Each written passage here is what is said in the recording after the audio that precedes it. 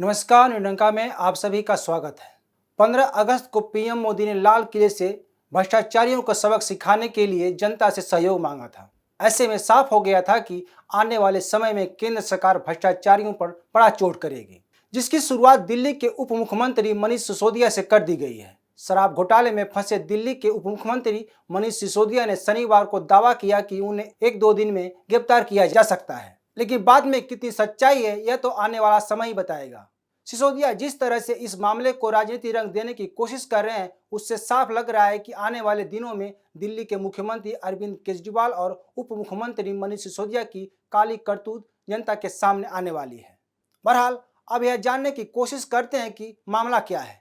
दरअसल 22 जुलाई 2022 को दिल्ली के उपराज्यपाल विनय कुमार सक्सेना ने दिल्ली सरकार की 2021 की एक्साइज पॉलिसी की सीबीआई जांच करने के आदेश दिए थे। दिल्ली के मुख्य सचिव का आरोप है कि इस पॉलिसी के तहत कोरोना महामारी के दौरान शराब बिजनेस में घाटा हुआ था। इसके बाद घाटे का हवाला देकर लाइसेंस फीस खत्म कर दी गई थी। बताया गया कि इसमें दिल्ली सरकार को 140 करोड़ रुपए का घाटा हुआ, लेकिन यह भी कहा जाता है कि लाइसेंस देने के बदले रिश्वत ली गई, जिसका इस्तेमाल आम आदमी पार्टी ने पंजाब चुनाव लड़ने में किया। जब इस मामले पर भारी हंगामा हुआ तो सिसोदिया ने 1 अगस्त 2022 को पॉलिसी को वापस ले लिया और कहा कि अब शराब सिर्फ सरकारी दुकानों पर ही बिकेगी, जबकि 2021 में शराब की सभी दुकानें निजी हाथों में सौंपी गई थीं। भ्रष्टाचार के नाम पर दिल्ली की सत्ता पर काबिज केजरीवाल ने एक नेता सत्येंद्र जैन धनशोधन के मामले में जेल की हवा खा रहे हैं। भ्रष्टाचार के खिलाफ आंदोलन पर खड़ी की गई आम आदमी पार्टी आज भ्रष्टाचार के कई आरोप लगे हैं।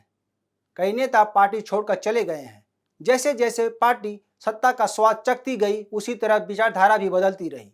देश को नंबर 1 बनाने का सपना दिखाने वाले केजरीवाल जनता को कई सपने दिखा चुके हैं, लेकिन सपने बेचते बेचते केजरीवाल के मंत्री दलाली करने लगे।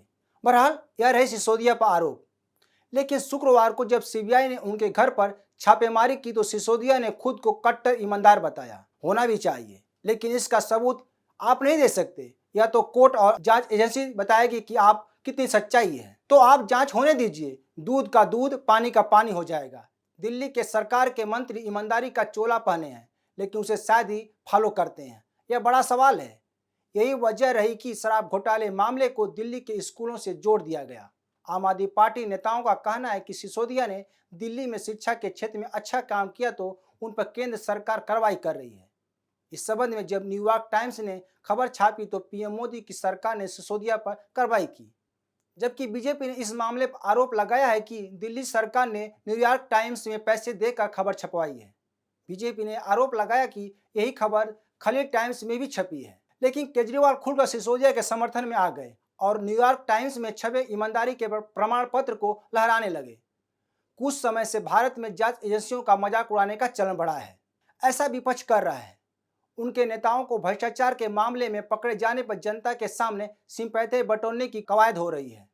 महाराष्ट्र में जब पात्रा चाल मामले में शिवसेना नेता संजय राउत की जब गिरफ्तारी हुई तो उन्होंने उसे राजनीतिक रंग देने की कोशिश की। उसे महाराष्ट्र की अस्मिता से जोड़ दिया। उन्होंने वह सब किया जिससे इस मामले को राजनीतिक रंग दिया जा सके। उन्होंने गिरफ्तारी से पहले अपनी मां से मिले, जहां उनकी आरती की गई। यह सब एक माहौल तैयार करने की कोशिश थी। इसी तरह कांग्रेस भी भ्रष्टाचार पर दोगली बात करती है। जब वह नेशनल हेराल्ड केस में राहुल गांधी और सोनिया गांधी से पूछताछ की जा रही थी तो उसके नेता इस पूछताछ का विरोध कर रहे थे और देश भर में आंदोलन कर रहे थे। देश में भ्रष्टाचार को राजनीतिक रूप देने की कोशिश की जा रही है। बहरहाल इस मामले में अब तक सीबीआई ने 21 ठिकाने पर छापेमारी की है। इतना ही नहीं, इस संबंध में सरकारी अधिकारियों के घर की भी तलाशी ली गई है। सिसोदिया के घर 14 घंटे सीबीआई छानबीन की, जहां कई दस्तावेज और लैपटॉप ले गई, जबकि इस मामले में सिसोदिया सहित 15 लोगों पर एफआईआर दर्ज की गई है। खबर यह भी है कि सिसोदिया के करीबी रिश्तेदार से सीबीआई पूछताछ शुरू कर दी है। तो दोस्तों, आज के लिए बस इतना ही। यह वीडियो अच्छी लगे तो शेयर, लाइक और कमेंट जरूर करें। ताज़ा खबरों के लिए न्यूज़ डंका ऐप को डाउनलोड करें। हमारे यूट्यूब चैनल को सब्सक्राइब करें। धन्यवाद।